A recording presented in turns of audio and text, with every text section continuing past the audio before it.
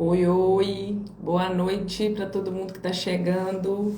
Oi, Rayane, Gisele Abreu, Delicateza, sejam bem-vindos. Estou esperando o pessoal entrar. A doutora Michele já chegou por aqui, boa noite. Já vou chamar aqui a nossa convidada para a gente poder falar muita coisa importante hoje. Oi, Diego, boa noite.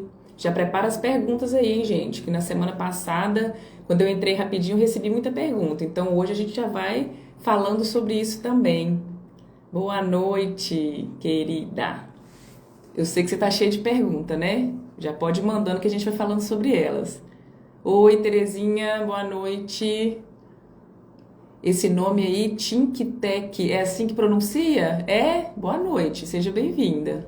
Oi, Ana, boa noite. Vamos esperar o pessoal ir chegando devagarzinho, dar um tempinho para todo mundo entrar. Teve gente que acabou de sair aqui da clínica, eu estava atendendo até agora, então tem muita pessoa que nem chegou em casa ainda. Vou esperar um minutinho para quem falou que ia entrar conseguir acompanhar desde o início. Gilcineia, seja bem-vinda. Falei certo? Ah, que bom. A pronúncia tá boa. Oi, Breno, seja bem-vindo. Vamos ver como que o pessoal vai chegando. Hoje, durante o dia, teve muita pergunta também no consultório, porque eu postei cedo, né, para dar aquele lembrete de que estaríamos juntos hoje às 20. Então, durante o consultório, foi uma chuva de perguntas. Falei, gente, olha, eu vou anotar e mais tarde a gente vai falar disso. Não dá para esclarecer tudo, não. A Michelle vai trazer muito conhecimento para a gente hoje. Vai ser uma noite muito importante, né, aqui na nossa live. Vamos esperar o pessoal ir chegando. Para vocês que mandaram as perguntas no direct, gente, eu deixei algumas separadas aqui para a gente ir esclarecendo hoje também, né? E o que não der, o que não couber, né, no tempo de hoje, pode ficar tranquilo que tanto eu quanto a Michelle, a gente vai respondendo durante a semana, tá? O que não for só do meu perfil, que não for só da neuropediatria, vai ser direcionado para ela e ela vai passando para vocês. Boa noite, Bianca, seja bem-vinda. Aí já tá aparecendo pergunta aí. Meu filho com 3 anos e 6 meses, está muito respondão, sempre me afronta. Claro que de forma leve, né? Por causa da idade. Que tipo que você fala que não pode, ele fala que sim e te enfrenta, né? Se pode ser TOD. Isso aí eu vou te responder no direct, tá? Pode ficar tranquilo que eu vou gravar um vídeo para você, porque a gente hoje vai falar sobre o direito dos autistas e essa pergunta é específica do neurodesenvolvimento, mas eu vou te responder ela com um vídeo bem detalhado, pode deixar. Oi, Luísa, tudo bem? Seja bem-vinda. Júlio, seja bem-vindo. Tá bom, combinado, Gisele. Pode deixar que a gente se fala depois, durante a semana. Vai ser muito bom. Quem tiver outras dúvidas também pode mandar que durante a semana eu vou respondendo, né? Se tiver mais além do assunto de hoje. Ó, eu vou convidar, gente, a convidada de hoje, eu já vou chamar ela aqui para entrar, enquanto a gente vai falando. Só um minutinho.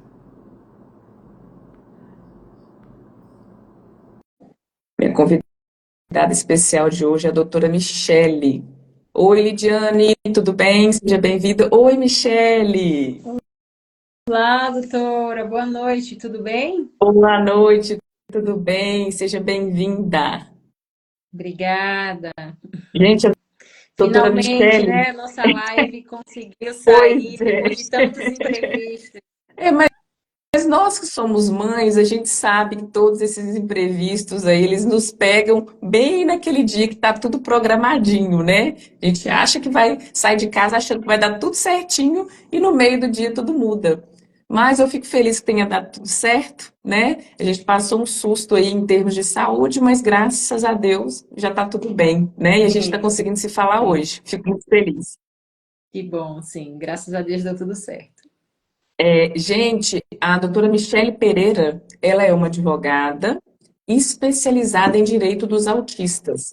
A vida da Michele mudou depois que ela teve o diagnóstico também do filho dela, né? Ela é uma mãe atípica, então ela entende de pertinho todas as dificuldades, todos os medos que as famílias de pacientes autistas enfrentam.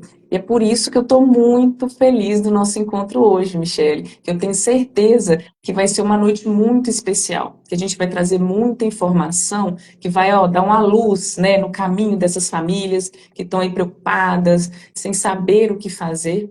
E, inclusive, eu passo por isso, né? Eu vivencio junto com as famílias essa preocupação diariamente no consultório, porque o transtorno do espectro autista, ele vai trazer prejuízos em algumas áreas bem específicas, né, da vida do paciente. Na área da comunicação, principalmente na verbal, que é o que mais dói, né? A mãe que não consegue se comunicar com o filho, nunca ouviu um eu te amo ainda, né? Ou não ouviu nenhuma mãe, isso dói muito, né? Ter esse atraso na fala, um atraso na comunicação com os colegas, o jeito de brincar, pode não querer se socializar, movimentos repetitivos, aquele comportamento muito restrito, né? Estereotipias, que são os movimentos repetitivos, que isso traz algumas dificuldades nos ambientes sociais também. Então, para a família, há um grande medo e despreparo, né? Quando você recebe o diagnóstico, bum, e agora? O que eu vou fazer? E o tema da nossa live de hoje é justamente esse: meu filho é autista. E agora? Então, quando eu dou esse diagnóstico, né, no consultório, a primeira pergunta que vem é: e agora? O que eu faço? Para onde eu vou? Quem que eu procuro? Eu estou sempre deixando muito claro, né, a importância que tem toda a intervenção terapêutica, o quanto que é importante fazer terapia, quantas horas são necessárias, para cada paciente tem uma terapia necessária, não é uma receitinha de bolo, às vezes a gente pode ver isso na internet, né? Para todo mundo é a mesma terapia com tantas horas. Isso não é verdade, né? Cada paciente tem uma necessidade, cada paciente precisa de um tempo de intervenção, talvez de uma intervenção mais específica em alguma área, né? Se ele fala, se ele se comunica bem, provavelmente ele não vai precisar de um fonoaudiólogo, mas pode ser que ele precise sim de um psicomotricista. É uma criança que tem muita dificuldade para escrever, para abotoar um botão da roupa, para se alimentar, né, dependendo do atraso. Então não é igual para todo mundo essa intervenção terapêutica. E é algo que eu já tenho que trazer logo, né, após o diagnóstico, de como que vai ser esse caminho nosso junto, que é um caminho longo, né, dependendo da necessidade do desenvolvimento dessa criança. Outro ponto que sempre vem já na primeira consulta após o diagnóstico é a medicação. Vai precisar de medicação? Ai, meu Deus, que medo da medicação. Ou quanto vai custar essa medicação? E eu vou falando muito sobre a importância, né, de suplementação quando é necessário, né, se é necessário para todos. Que idade que essa suplementação começa? Tem medicação que já é da indústria farmacêutica? É necessário? Para quem? Quando é necessário? Então, tudo isso tem que ser abordado. E olha para você ver, o pouquinho que a gente já está conversando aqui já é esse primeiro impacto assim que a pessoa recebe, né? Você passou por isso, né? Assim que a pessoa, a mãe, o pai recebe esse diagnóstico aí no consultório. Então vem uma enxurrada de informações e a mãe fica, Sim. e agora? O que eu faço, né? Como é que eu vou poder ajudar o meu filho? E o que eu vivencio muito no consultório, Michele, é uma dificuldade muito grande em ter acesso a essas intervenções terapêuticas. Por mais que tenha uma prescrição, por mais que eu peça assim, explicitamente quantos minutos por sessão, contínuo, até que o profissional dê alta ao paciente e tudo mais, é muito comum que as famílias retornem sempre com essa mesma queixa. Olha, eu não estou conseguindo fazer a terapia igual você pediu, com o tempo adequado, ou eu ainda não tenho profissional disponível, ou o plano de saúde não está disponibilizando. Me fala um pouco como que é na sua experiência, né, com seus clientes, se essa também é uma questão que é uma dor grande, assim, a dificuldade em ter acesso às terapias, como tem sido isso para vocês? Tá. Primeiro ponto, é muito importante que a doutora fez sobre a questão do laudo médico. Quanto mais específico, quanto mais esmiuçado o laudo médico, mais favorável será ali a família, né? Ao autista em si. Por que que eu estou abrindo esse parêntese antes de passar para o que a doutora me perguntou? Porque eu tenho recebido aqui no escritório alguns laudos que, de fato, a família não vai conseguir acessar o tratamento, porque são laudos extremamente genéricos, sem estabelecer a qualificação do profissional, sem estabelecer o tempo de terapia, sem estabelecer a quantidade de terapia que aquela criança precisa, sem frisar que aquele tratamento ele precisa ser o mais próximo possível da residência, porque a gente sabe que o autista ele tem, boa parte dos autistas tem a questão sensorial e não consegue se deslocar por grandes distâncias. Então, uma criança, por exemplo, de 3 anos, que ela tem que percorrer 100 quilômetros de distância para fazer uma terapia, quando ela chegar no local da terapia, ela já está completamente desregulada. Então, é muito importante essa questão do laudo médico ser bem escrito. E eu já quero começar falando para as famílias o seguinte: quando você estiver ali no consultório com o seu médico, com a sua médica, que você recebeu o diagnóstico, talvez no primeiro momento você não entenda, né? Porque quando a gente recebe, de fato, ali a primeira informação sobre o autismo, a gente ainda fica um pouco perdido, sem saber para onde ir, a quem recorrer. Mas da segunda consulta em diante, converse com seu médico e peça que ele faça um relatório o mais detalhado possível, porque isso vai garantir o acesso ao tratamento adequado do seu filho ou da sua filha, bem como vai garantir outros tipos de direitos, tá, doutora? Então, assim, entrando na sua pergunta, sim, de fato, hoje a gente tem aí muitas famílias que não conseguem acesso às terapias adequadas, mas por quê? Primeiro, partindo para o lado do plano de saúde, tá? O plano de saúde, quando você contrata o plano de saúde, você estabelece com ele uma relação de consumo. Você, consumidor do serviço de saúde, e o plano de saúde, fornecedor do serviço. Então, todas as vezes que você contrata com o plano de saúde, você inicialmente fica obrigado a se vincular à rede credenciada do plano. Uma das primeiras coisas que a gente observa no plano de saúde é qual é o hospital que tem perto da minha casa, qual é a clínica pediátrica que vai atender meu filho. Então, isso é importante para a gente. A gente observa isso antes de contratar o plano de saúde. Então, quando a gente contrata esse plano de saúde, a gente fica vinculado à rede credenciada.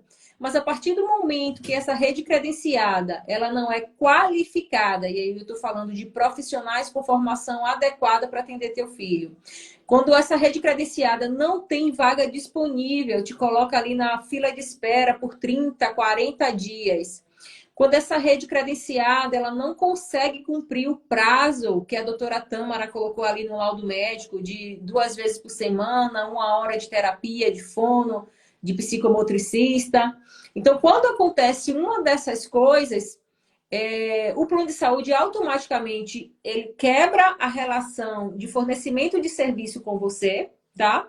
Porque ele está deixando de prestar um serviço de qualidade que você precisa. Então, quando isso acontece, o consumidor ele tem o direito de sair da rede credenciada e procurar uma clínica particular que atenda todos os requisitos estabelecidos no laudo médico, e o plano de saúde ele fica obrigado a realizar o pagamento desse tratamento na clínica particular, seja através de reembolso, e aí quando eu falo reembolso, nessas situações, o reembolso tem que ser 100% do valor gasto pela família, ou seja, através do pagamento direto para a clínica. Doutora, eu sou uma família, meu orçamento está muito apertado, eu não consigo fazer esse pagamento e aguardar 30, 40 dias para o plano de saúde me reembolsar. Então, você vai pedir para o plano de saúde fazer o pagamento direto para a clínica particular que atende todas as terapias que o seu filho precisa fazer. Então, o que as famílias precisam ficar atentas existe uma relação de consumo entre consumidor e plano de saúde. Então, se o serviço não está sendo prestado de maneira eficiente, eficaz, você tem o direito de reclamar e o plano de saúde tem que suprir a sua necessidade enquanto consumidor. Ah, entendi. Mas me fala uma coisa. É, você fala que o plano de saúde está quebrando ali, né? Essa relação que você contratou, mas o paciente, ele vai procurar, ele tem o direito a reembolso 100%, o que é uma coisa que, assim, é rara de acontecer, porque os relatos que chegam ao meu consultório o tempo todo é, olha, tá reembolsando só, sei lá, 30%, é quase nada, e tá ficando muito, cada vez mais difícil conseguir fazer a terapia, porque ou eu peço 50 minutos e o plano libera só 30, ou ele paga, igual você falou, né? Ele tem o direito de, olha, se você não tem para me oferecer, eu vou procurar um acompanhamento numa clínica particular e você vai restituir esse dinheiro. Ok, deveria ser 100%. Como que esse paciente vai fazer para ele ter esse direito assegurado? Ele só vai pegar um recibo e vai procurar o plano de saúde ou ele precisa de um acesso, uma assessoria jurídica para que isso aconteça, para que ele tenha realmente todo o dinheiro reembolsado, todo o valor que ele investiu nessa terapia, ou numa consulta médica, ou no exame que foi solicitado, né, dentro deste acompanhamento, como que ele vai fazer, a quem ele deve procurar? Nos casos, ele precisa de uma assessoria jurídica, ou ele consegue fazer isso ele mesmo entrando no sistema, preenchendo, né, algum formulário? Como que isso funciona na maneira prática para o paciente fazer? Inicialmente, ele não vai precisar de uma assessoria jurídica, tá, doutora? O que é que ele vai fazer? Inicialmente, ele vai entrar em contato com o plano de saúde, vai ao do médico, ó, plano de saúde, o meu filho, a minha filha precisa desse tratamento que está prescrito aqui no laudo médico. O plano de saúde vai ofertar a rede credenciada, que é o normal. Ele vai pegar essa rede credenciada, ele vai ligar para as clínicas. Eu sempre aconselho os meus clientes a ligarem uma por uma. É um verdadeiro exercício de paciência. Se tiverem 10 clínicas, você vai tirar um dia, vai sentar com o caderninho e vai ligar uma a uma. Por quê? É muito difícil a gente encontrar uma clínica da rede credenciada qualificada o suficiente para poder promover as terapias que o autista precisa. Porque a gente sabe que um profissional muito qualificado, bem qualificado, acaba cobrando bem mais caro, né, a hora da terapia, e o plano de Uhum. saúde às vezes não Sim. quer pagar essa hora. Então, assim, a família vai ligar para as clínicas que o plano apresentou, constatando que de fato não existe uma clínica na rede credenciada, e aí eu aconselho, ou você faz a gravação, ou você liga, entra em contato através do telefone, liga a conversa, ou você vai anotando ali o número do protocolo e qual foi a clínica correspondente, tá? E você vai fazer um registro de todas essas informações que você colheu. Não é clínica na rede credenciada, você vai retornar para o plano de saúde. Olha, já entrei em contato com todas essas clínicas e nenhuma delas me atende nos moldes do laudo médico. Então, o plano de saúde ele vai ter o prazo de 10 dias úteis para disponibilizar o tratamento específico, ou ele vai entrar em Uhum. contato com a família e vai perguntar se a família tem alguma sugestão de clínica. Em regra, é assim que acontece.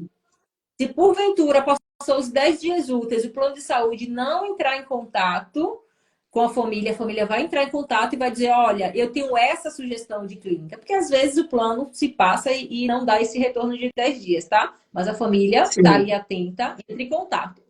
A família vai dar Uhum. a sugestão da clínica, já com orçamento, de quanto custa o tratamento, tudo bonitinho, para que o plano de saúde faça esse pagamento direto ou faça o reembolso. Se for por reembolso, repito, o reembolso, quando não existe na rede credenciada, isso aí, gente, não é uma invenção, tá na lei. Quando não tem a prestação de serviço na rede credenciada, o plano de saúde é obrigado a reembolsar 100%. Então, por que, que o plano de saúde reembolsa 30%, doutora, se a obrigação é 100%? Por quê? 10 famílias, ele reembolsam ali 30% do valor. Dessas 10 famílias, apenas uma reclama. As outras 9 deixa passar. Então, para o plano é muito mais vantajoso continuar cobrando os 30%, né? E depois só vir reembolsar uma, porque só uma reclamou, do que seguir a regra. Infelizmente, a gente está no Brasil, infelizmente é assim que Entendi. acontece. Tenho que falar que é assim. Essa Então, reclamação, essa reclamação é feita diretamente no site do plano, ela vai lá e manda por escrito, olha, eu recebi só 30%, eu tenho direito a receber 100%, é assim que funciona? sim, sim. Primeiro, diretamente no site do plano, na ouvidoria do plano de saúde, e anota o número do processo. Se porventura o plano continuar sem realizar o reembolso 100%, aí você vai fazer a reclamação junto à ANS, que é a Sim. Agência Nacional de Saúde Suplementar, e quem faz a fiscalização de todos os planos de saúde. Então, primeiro, ouvidoria do Entendi. plano. Segundo, no site da ANS você também pode fazer a reclamação. Doutora, fiz tudo Entendi. isso. Não deu certo. Aí você vai precisar de uma assessoria jurídica. Você vai precisar procurar um advogado especialista na área para que ele ingresse com ação judicial para você receber todo esse reembolso ou para que o plano de saúde faça o pagamento direto à clínica e libere as terapias para o seu filho ou para a sua filha.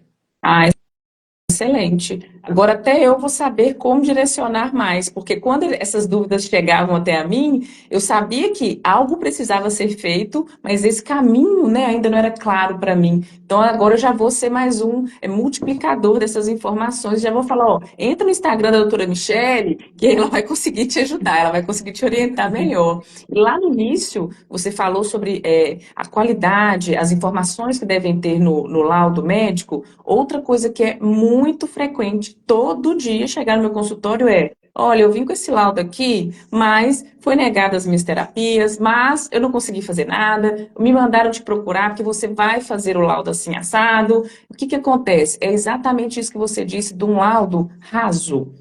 Apenas o diagnóstico do paciente, ele necessita de tais terapias, CID, às vezes CID, a maioria sem CID, data e só. E a pessoa sai do consultório sem saber que precisa de mais informações e começa uma luta sozinha, sem conseguir as intervenções. Por isso que todo mundo que chega no meu consultório, quem é meu paciente que está entrando na live, já pode até falar assim, é verdade, levanta a mão aí, quem sabe que isso acontece com muita frequência. A primeira consulta eu falo, olha, mesmo que você tenha chegado para mim com o laudo prontinho, eu vou fazer todas as perguntas de novo, vou aplicar todo o protocolo como se eu não soubesse de nada, independente do diagnóstico, eu faço isso com todos, para pegar todos os detalhes, para saber exatamente do que é que você precisa. Né? Quais intervenções, onde eu posso ajudar, o que mais eu posso fazer para melhorar o desenvolvimento dessa pessoa. E aí, é muito comum que, depois que foi feito todo esse laudo, com todas as verdades extremamente detalhadas de cada pessoa, vem uma pergunta e uma dor também. Ah, mas eu não sei quando eu vou conseguir voltar, porque o meu atendimento é pelo particular, não é pelo plano de saúde.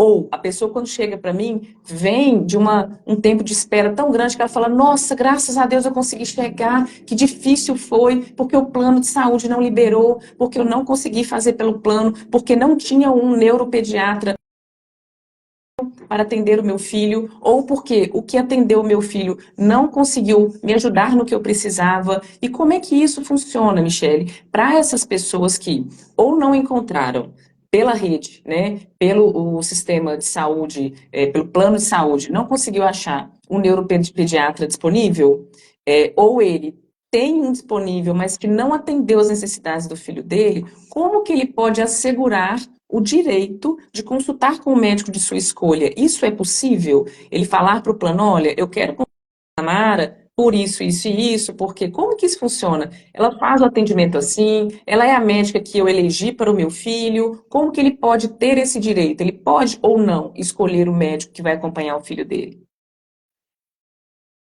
Não, infelizmente não. Salvo algumas exceções, tá? Lembra que eu falei que quando a gente contrata o plano de saúde, a gente fica vinculado à rede credenciada, porque a gente concordou no momento da assinatura do contrato com aqueles profissionais que estão ali vinculados ao plano de saúde. Então, eu não posso, por mera vontade, falar, hoje eu não quero mais que doutora Joana me atenda, eu quero só que doutora Tâmara me atenda, sendo que doutora Tâmara não faz parte da rede credenciada. Eu não tenho essa opção, tá? O direito não me respalda nesse sentido. E qual é a exceção que eu falei? Por exemplo, se o meu filho, ele é uma criança e ele precisa de fato de uma neuropediatra, né, um neurologista que seja especialista em crianças e só tem um neurologista que atende adulto, pronto. Aí sim eu tenho a possibilidade de escolher um neurologista que atenda só criança, porque o meu filho é criança e ele precisa desse médico específico e o plano de saúde não me oferece. Aí sim eu consigo sair da rede credenciada e ter a minha livre escolha. A rede credenciada, existir ali um neuropediatra, mesmo que não seja aquele que eu goste do atendimento, eu fico vinculada à rede credenciada. Se eu sair Entendi. e pagar um médico particular, eu não tenho direito ao reembolso nesse caso, porque o plano de saúde está me ofertando o profissional, tá? Não encaixa naquelas situações que eu falei anteriormente. A situação do reembolso 100% e da escolha da clínica é porque o plano de saúde não te atende no que você precisa. Então, se o plano de saúde te oferece o profissional e você não gostou daquele profissional, ou você continua sendo atendido, né, para usufruir do plano de saúde, ou você sai e você mesmo arca com os custos do profissional que você escolheu. Aí o plano de saúde não tem a obrigação de realizar esse reembolso para você. Entendi. E sobre essa questão do laudo, além de saber da importância do laudo, há uma dúvida muito grande de tem validade permanente? Para todos os pacientes que têm o diagnóstico de transtorno do espectro autista, esse laudo é de validade permanente? O plano de saúde, ele pode ficar pedindo para o paciente renovar a cada 3 meses, a cada 6 meses? O laudo, olha, você tem que voltar no seu médico que o laudo está desatualizado. Como é que isso funciona? Qual que é o direito que esse paciente tem em relação à validade do laudo dele? Olha, atualmente é até contraditório isso, porque nós sabemos que o autismo é um transtorno do neurodesenvolvimento que não tem cura. Não é isso? A pessoa nasce autista e vai até o fim da vida Exatamente. autista. Então é meio contraditório, porque se tem ali um laudo médico, era para esse laudo não ter prazo determinado, né? Não ter validade. Porque o autismo não vai sair ali do laudo médico. O que pode, de fato, mudar são as intervenções terapêuticas, a quantidade de terapias que aquele paciente precisa fazer, enfim. Só que hoje a gente não tem uma lei nacional que estabeleça essa questão do laudo médico. Não existe uma lei nacional que estabeleça que o laudo médico não tem validade, tá? Não tem prazo de Uhum. validade. Existe sim alguns estados no Brasil, inclusive eu gravei até um vídeo falando sobre isso que eu vou soltar esses dias, nos próximos dias. Alguns estados que criaram leis confirmando que o laudo do autista é válido por tempo indeterminado. Quais são esses estados? São Paulo, Santa Catarina, acho que Sergipe. Então, assim, estados Entendi. específicos, uns 5 só, tá? Mas a lei Uhum. nacional que a gente está muito precisando ainda não foi sancionada. Existe um projeto de lei na Câmara dos Deputados para poder realizar essa aprovação, mas ainda não virou lei, tá bom, gente? Ainda não Entendi. virou lei. É só o projeto, estão ali estudando e desenvolvendo. Então, assim, sobre a questão do plano de saúde. O plano de saúde pode, a cada 3 meses, pedir para que a família revalide o laudo? Não, essa é uma conduta que a gente considera como abusiva. Porque em 3 meses, o autista, às vezes, ele não consegue modificar o tratamento dele em 3 meses. É um lapso muito curto, é um tempo muito curto. Então, o que é que a gente entende como razoável? E aí, quando eu estou falando a gente, eu estou falando a justiça, né? Já afirmou um entendimento nesse sentido. O que é que a gente entende como razoável na solicitação do plano de saúde? Que essa solicitação seja feita a cada 9 meses ou a cada 12 meses. Porque dentro de um período de 9 meses, você já consegue ali verificar se o autista evoluiu, no que ele evoluiu, se ele vai precisar aumentar a quantidade de terapia, se ele vai conseguir, se ele vai precisar diminuir, se ele vai precisar trocar algum profissional, tirar fisioterapia para psicomotricidade, se Sim, vai aumentar o tempo de psicologia, enfim. Então, dentro desse sim. período de 9 meses a 12 meses, a gente acha razoável que o plano de saúde solicite um novo laudo médico, mas antes disso é conduta abusiva. Então, 9 meses. 9 meses é razoável. Tá ótimo. Então, eu vou me lembrar disso todas as vezes que eu for solicitada, porque o tempo é bem curtinho dessa solicitação. É uma informação muito importante também para mim, né, para eu poder já conseguir me posicionar melhor, né, diante desses laudos que eu sempre faço com muita frequência. Outra situação que Doutora, acontece. Ah, deixa eu só pegar uma pergunta aqui que está ainda do que a gente está falando aqui, eu acho muito sim. importante. Ó, a Simone ela falou o seguinte: na minha cidade não possui neuropediatra credenciado. Me indicaram em uma cidade próxima. Posso pedir o reembolso nesse caso? Simone, depende do que for cidade próxima. Por exemplo, eu já passei por uma situação que o único neuropediatra que tinha era 100 quilômetros. Não é próximo para eu ir com a criança. Então, se esse próximo for até 20, 30 quilômetros, tudo bem, você pode ir lá na rede credenciada. Mas se for totalmente fora de mão para você, se for muito distante, você pode sim passar seu filho por um neuropediatra numa clínica particular e solicitar o reembolso. Agora, deixa eu te falar uma coisa. Primeiro, você vai comunicar o plano que aquela clínica que ele indicou, aquele profissional que ele indicou, é muito distante para você ir até lá. Não vai primeiro no profissional, paga e depois avisa o plano, não. Tem que ser ao contrário. Primeiro você tem que avisar o plano. Ó, esse profissional na cidade vizinha, para mim, é impossível, é inviável me deslocar até lá. Mas tem um aqui na minha cidade que eu consigo levar o meu filho e eu quero solicitar já a autorização de reembolso. Então, você vai pedir a autorização antes de passar pela consulta, que aí o plano vai autorizar, você vai passar pela consulta, pegar a nota fiscal, encaminhar para o plano de saúde e ele vai te reembolsar 100%. Nesse caso, o reembolso também é de 100%. Tá.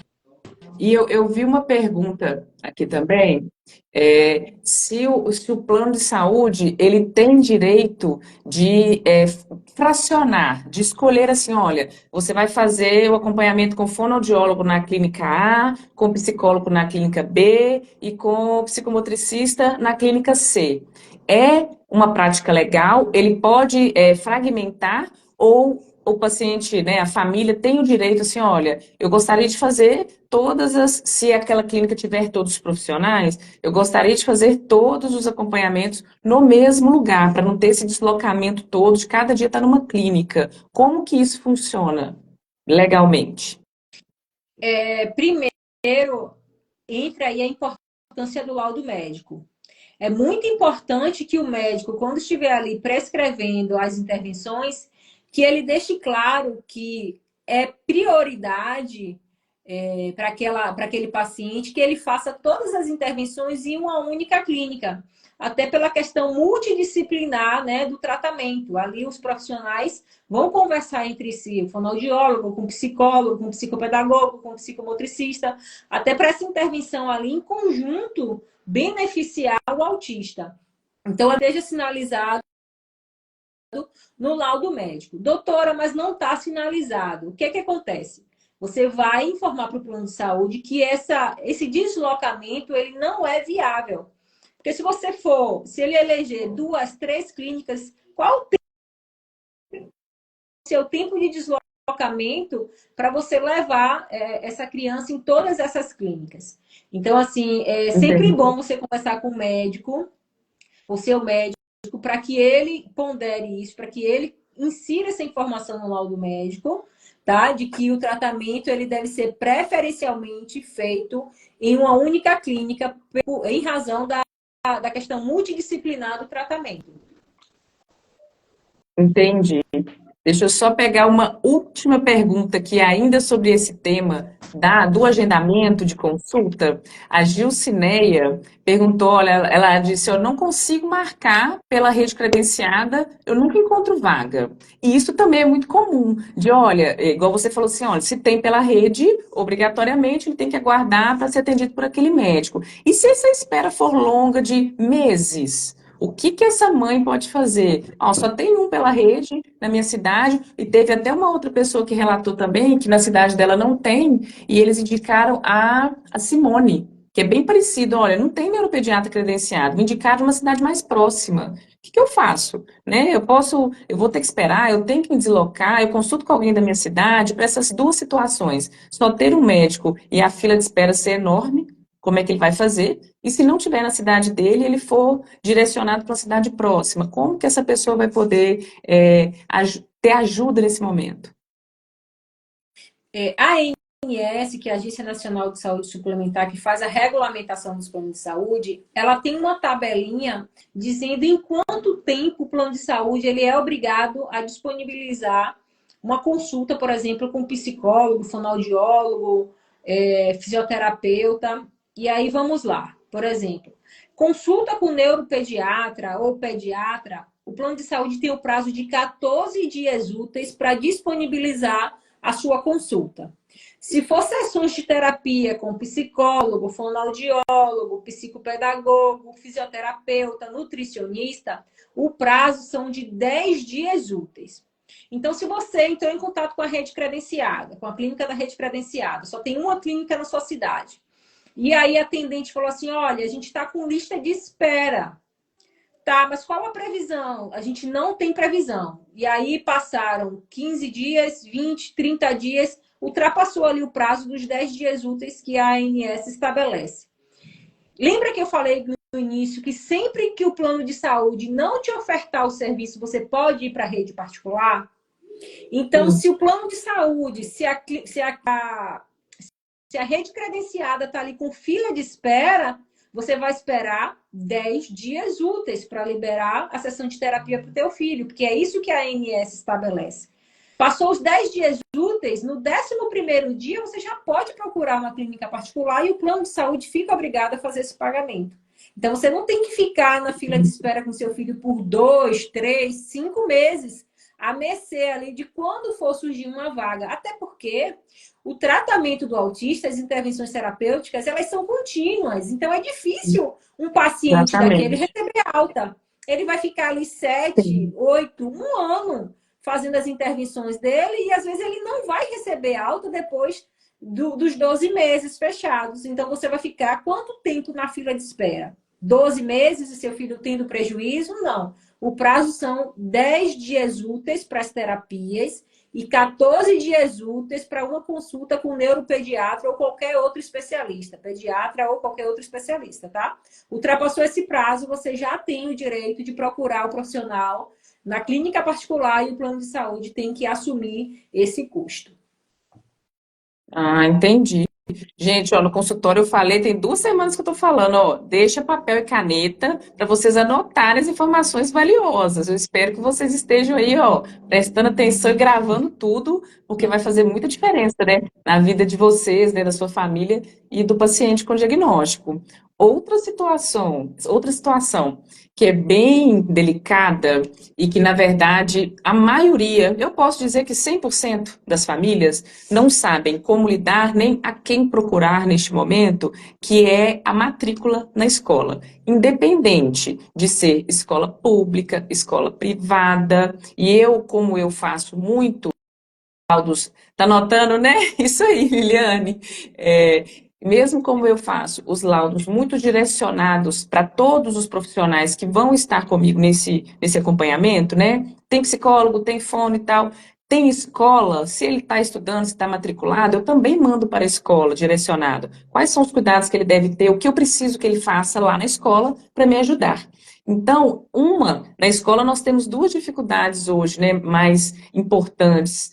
A primeira é em questão da matrícula. É muito comum a mãe voltar no meu consultório, né, com um laudo e falar, olha, eu fui em tantas escolas e depois que eu falo que meu filho é autista, até a fisionomia da pessoa muda. Aí ela já fala que não tem vaga, ela já fala que não tem condições de receber, ou que tem que pôr numa fila de espera, para não dizer diretamente que não tem vaga, pode dizer que tem uma fila de espera. Antes de falar o diagnóstico, até que estava tudo bem. Mas aí depois que fala, olha, meu filho tem autismo, eu vou precisar disso, disso, disso, as portas se fecham. Isso é uma prática que acontece com muita frequência e o que que essa mãe, o que que essa família pode fazer neste momento? Como que ela pode se posicionar? Pedro, realmente, Pedro está dizendo aqui que é uma situação lamentável, né? É uma dor muito grande de voltar para casa com aquele sentimento de frustração. Eu preciso colocar meu filho numa escola, né? Ele tem que se desenvolver, ser alfabetizado, e a escola está se negando, né? Não está dando esse direito ao meu filho. Qual que é o próximo passo que essa pessoa tem que fazer, que a família vai procurar com um laudo, né? Já está laudada, e como que ela pode se posicionar com a escola? E outra coisa, tem diferença da escola da rede pública para a privada? Ou as duas têm que se posicionar da mesma forma? Aceitar ou não aceitar esse paciente? Doutora, a senhora tocou um ponto em que me trouxe para o mundo dos direitos dos autistas. O meu filho, assim que recebeu o diagnóstico, eu fui matricular ele numa escola e a escola, automaticamente, quando eu falei que ele era autista, a vaga desapareceu. Então, eu vivenciei isso na pele. E alguns dias atrás eu gravei um vídeo falando a respeito desse assunto. O que é que eu falo para as mães que me acompanham, para os meus clientes? Não fale que ele é autista. Doutora, que absurdo. Não, não estou falando nenhum absurdo, tá? Deixa eu explicar por quê. Tanto pública quanto particular, ela é proibida de negar matrícula para qualquer pessoa com deficiência, inclusive para os autistas. A escola que nega matrícula para o autista, ela pode ser condenada a pagar de 3 a 20 salários mínimos. E se a escola for particular, ela pode deixar de funcionar. Ela ainda pode ter essa penalidade de ser fechada. Então, assim, e por que, doutora, que você fala para não falar? Porque eles não podem negar a matrícula. É um direito do aluno estudar na escola regular. Se é um direito, eu não preciso informar. Por exemplo, uma criança que tem o cabelo cacheado e os olhos verdes. Quando você vai fazer a matrícula dela na escola, você chega e fala, eu quero matricular o meu filho porque ele tem o cabelo cacheado e os olhos verdes. Você fala isso? Você não fala. Eu quero matricular o meu filho porque ele tem a pele negra e o cabelo liso. Você não fala. O autismo é uma característica da pessoa. Então você não precisa chegar lá e falar assim: olha, o meu filho é autista, quero matricular ele. Não. Você vai fazer a matrícula do seu filho na escola, tá? Efetivou a matrícula, pronto. 1 ou 2 semanas antes de iniciar as aulas, você vai lá e leva o laudo médico. A criança já vai estar matriculada. Se a Entendi. escola cancelar a matrícula dela, você já tem prova suficiente para processar essa escola e exigir a indenização por danos morais. Então, eu não preciso Uhum. dizer a característica do meu filho, que meu filho é autista, para poder fazer a matrícula. E aí, quando eu Entendi. gravei esse vídeo, algumas mães me questionaram: mas ele vai precisar de adaptação, ele vai ter acompanhamento. Como é que eu vou matricular ele sem falar? Eu não estou dizendo para você não falar que ele é autista. Estou falando para você não dizer no No momento da matrícula. momento da No matrícula. Entendi. momento da matrícula. Você vai matricular ele como qualquer outra criança, porque ele é uma criança Sim. como qualquer outra. E fez a matrícula. 1 semana, 2 semanas depois, você vai lá e leva o laudo médico. O meu filho vai precisar, quando iniciar as aulas, disso, disso, disso e disso. Dessas adaptações, do acompanhante especializado. Enfim, você vai levar as informações para a escola, até para a escola fornecer o que ele precisa. Mas você Sim. não precisa, no momento da matrícula, falar que ele é autista. Comunicar. Doutora, mas eu vou estar cometendo um erro porque eu vou estar ocultando a informação. Não. Nenhuma escola, nenhuma lei fala que a criança, para ser matriculada, precisa se identificar como autista. A lei não fala isso. A lei Entendi. fala que nenhuma criança pode ter a sua matrícula recusada em razão de ser autista. Então, você não vai estar cometendo nenhum tipo de infração. A escola não vai poder te penalizar de maneira nenhuma. Doutora, matriculei meu filho. Estive na escola. Travou. Estive na escola. Voltou. Estive na escola. E a escola negou a matrícula quando eu falei que ele era autista. Você vai, talvez dessa recusa, Como que eu vou reunir? Você vai pedir para alguém ir até a escola e checar se de fato acabou a vaga, tá? E vai registrar isso. E Uhum. você vai denunciar essa escola. A gente precisa criar o hábito de realizar as denúncias, tá? Porque, assim, eu sempre trago esse exemplo. Quando a gente não usava, quando a gente não era multado pela falta do uso do cinto de segurança, todo mundo dirigia sem cinto de segurança, não é verdade? No momento que se estabelecer uma multa que você não pode dirigir sem o cinto de segurança, de fato, existem algumas pessoas que ainda dirigem sem o Sim, cinto de segurança. sim, Mas sim. muita gente passou a ficar com medo de tomar multa e passou a usar o cinto de segurança. Então, a partir do momento que a gente começar a criar o hábito de denunciar, denuncia a escola, aquela escola vai pensar 2, 3 vezes antes de recusar uma Antes de matrícula. Porque para ela vai ser ter- ruim. Imagine se a cada aluno autista que chegar na escola, ela recusar a matrícula, ela tiver que pagar 20 salários mínimos de multa. Será que ela vai continuar realizando essa pegando, violação? Eu acho que não. sim. Eu acho que Com não. certeza não. Acabam Outra deixando para lá. até por medo, né? Olha, eu não vou denunciar porque eu tenho medo de meu filho ser maltratado, se já tiver matriculado, né? Eu tenho medo de de falar para outra escola, a informação se disseminar e aí ele não conseguir entrar em lugar nenhum. Então, é muito medo que faz com que a pessoa não tenha a ação, né? Impede que ela faça essa denúncia. Mas, Mas a gente, gente não olha, pode ter a doutora medo, não, Michelle porque está senão a gente não dizendo vai assegurar os direitos exatamente. dos nossos filhos, de jeito nenhum. Não pode ficar calado, não. Tem que ir atrás, tem que buscar os direitos mesmo, se for necessário, né? Procurou pelos meios legais e não teve a resposta, foi negado, então tem que fazer a denúncia mesmo, porque é um direito da criança estar matriculada, né? Numa escola, seja pública ou seja privada, independente do diagnóstico dela. Outra Sim. situação que é muito preocupante é em relação ao mediador a ter um mediador individual especializado em sala de aula, porque mesmo com a minha solicitação, e eu ponho bem explícito, necessita disso, disso, disso, e peço por um mediador, a maioria, que eu posso dizer, assim, mais de 50% dessas famílias não tem esse direito assegurado. E aí, eu estou sempre pedindo a mesma coisa para a escola, e aí as famílias vêm me trazer, olha, eles não têm um mediador, ou eles contrataram uma pessoa que não é especializada, e ele não sabe como ajudar o meu filho, e aí meu filho tem uma crise de sobrecarga sensorial, ou ele fica irritado, qualquer coisa que aconteça com ele, aquela pessoa não é o profissional especializado que o meu filho precisa. Então é como se ele estivesse sozinho, do mesmo jeito, né? Nós temos essas duas situações.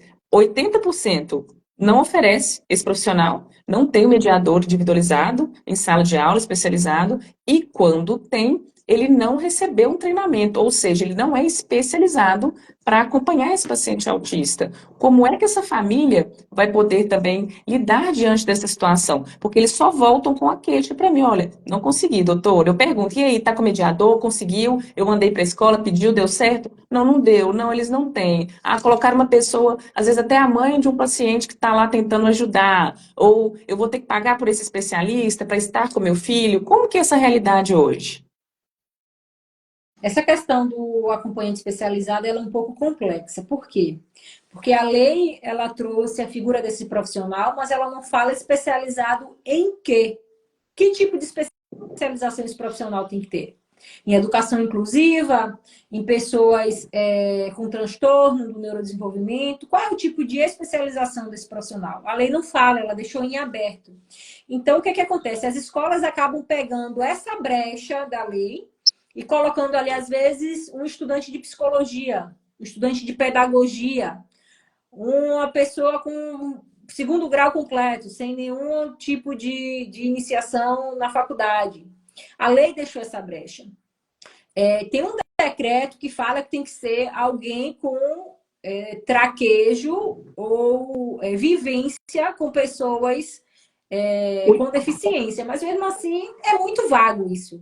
Porque pode ser uma mãe, a mãe tem vivência ali com seu filho, pessoa com deficiência, então é muito Exatamente. vago. Então a lei ela peca muito nisso e as escolas acabam se aproveitando desse espaço para poder descumprir, né, a Sim. lei.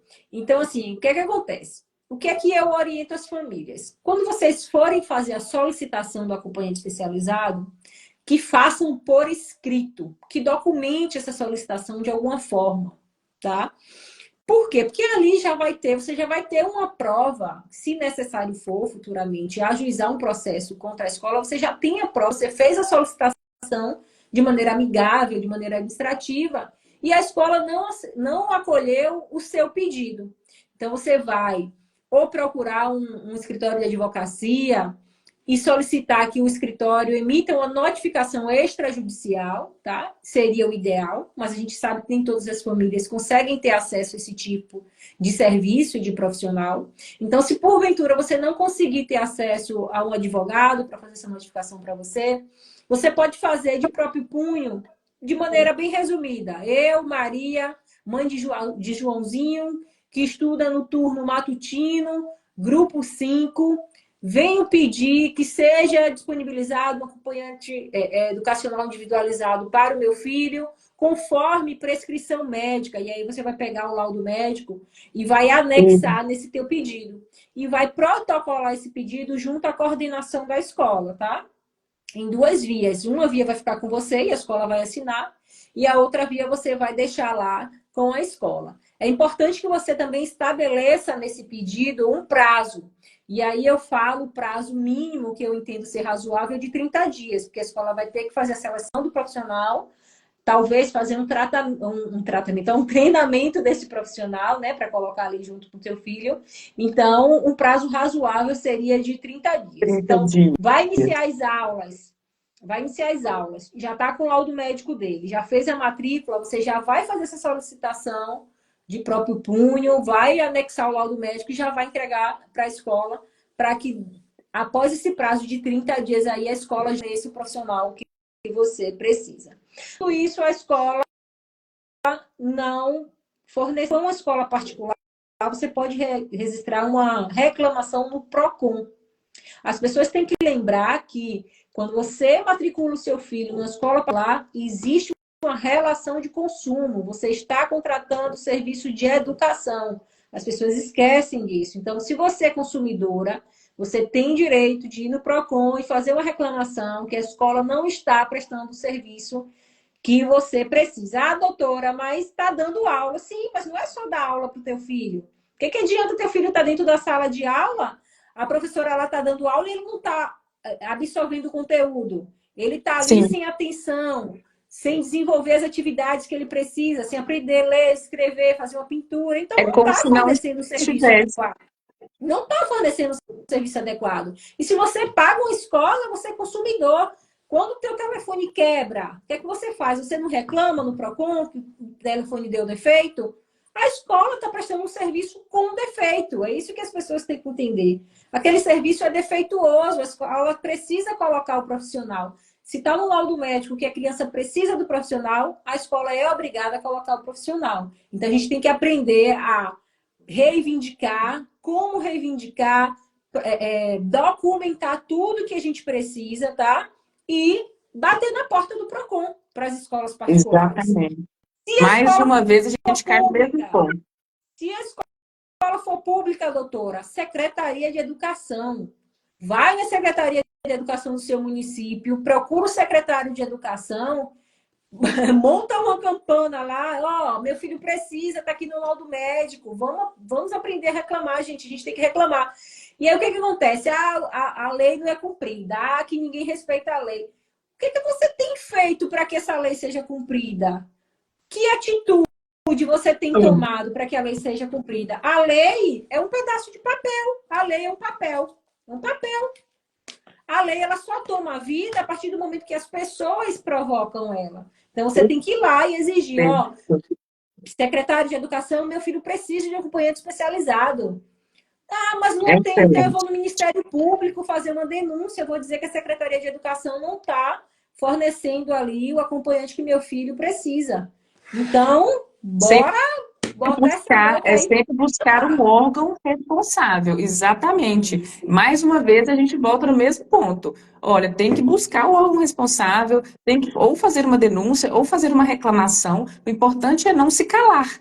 ficar com essa dor, com essa Isso. dúvida, ou com a falta de um serviço para você e sem agir, sem ação, né? Essa inércia faz com que o paciente, que essa criança, ela não tenha o acompanhamento adequado. Mais uma reclamação, eu acho que vai dar tempo da gente falar sobre ela aqui, que tem 1 milhão aqui na minha mesa, de tudo que eu recebi, né? Das perguntas, principalmente, gente, para as mães, né? Que eu também faço essa solicitação da redução da jornada de trabalho, da carga horária que ela faz todos os dias no trabalho dela, ou que ela faça um trabalho híbrido, que tem um pouco de home office, um pouco lá no presencial, dependendo do que é uma realidade possível, eu sempre faço essa solicitação. Só o meu laudo é o suficiente? Ela precisa de algo mais para ter esse direito assegurado? Porque o que eu vivo aqui no dia a dia com meus pacientes é de que eu faço essa solicitação e que vem um percentual. Eu estou sempre recordando, conseguiu, deu certo? Algumas 50%, 60% conseguem. Ah, consegui, deu tudo certo. Nossa, agora está bem mais tranquilo. Eu posso acompanhar o meu filho, né, mais nas intervenções terapêuticas, porque agora eu tenho uma redução na carga do meu trabalho, da jornada de trabalho. Porém, existem situações em que elas me relatam que, se ela é uma servidora pública, ela consegue. Se ela trabalha no serviço privado, ela tem uma dificuldade. Se é CLT, tem outras situações. Como é que funciona isso, Michele? Essa redução, ela é para todos, né? Só com o laudo e com a solicitação médica, ele já consegue ter uma abertura para isso? Ou tem bem específico, ó, só para quem trabalha em tal órgão que ela vai conseguir essa redução de jornada de trabalho? Infelizmente, por enquanto, essa redução de jornada de trabalho, ela é só para quem é servidor público. Seja servidor público municipal, estadual ou federal. As pessoas que trabalham pela CLT, elas não têm direito, tá? O que é que a CLT dá a possibilidade? Da pessoa que tem um filho com deficiência de até 4 anos de idade, dá a possibilidade de ela trabalhar em trabalho remoto. Então, se o filho dela Sim. for autista e tiver até 4 anos de idade, ela pode solicitar o trabalho remoto, tá? Mas isso aí também é por um curto período de tempo. Ah, Sobre sim. Então o não é um servi... tempo estendido. Tem um Não, não. período que ela vai permanecer ali. Entendi. Isso, e a criança tem que ter até 4 anos. Completou 5, já não tem mais direito, tá? Ah, só até os A redução 4 anos. Então eu só nem até os preciso 4 pedir. Depois dos anos. 4. Não, só até os 4 anos ela pode conseguir o trabalho remoto. A redução da carga horária de jornada, sem prejuízo da remuneração, são para os servidores públicos. E aí pode ser a mãe, a própria mãe, que é autista, se ela for autista, ela pode solicitar essa redução de jornada para elas mesmo fazer as terapias. Se ela tiver um filho autista, né? Se a servidora pública Michele, tiver. Oi. olha, eu estou olhando aqui, estou conferindo aqui o tempo. Nós temos 2 minutos. E aí, não vai dar para concluir, né, todo esse pensamento, as informações que a gente tem que Deixa eu trazer. Estou vendo falar aí, rápido. Camila, pessoal. A mãe, Vamos. a mãe, o filho, se ela tiver um filho, ou se o marido Não, dela for autista, ela calma, também calma. O consegue que que essa eu vou redução. fazer? Vamos fechar essa aqui e vamos abrir de novo para a gente conseguir concluir essa informação com tranquilidade, porque, gente, fica Tá. tranquilo, ó, essa live vai ficar salva, tá? Vocês vão conseguir ver tudo com calma, que eu sei que é muita informação mesmo, mas está chegando mensagem sem parar, então eu vou fechar e aí vocês voltam de novo rapidinho para a gente concluir aqui e continuar o nosso pensamento. Combinado? Então vamos nessa. Pronto, combinado.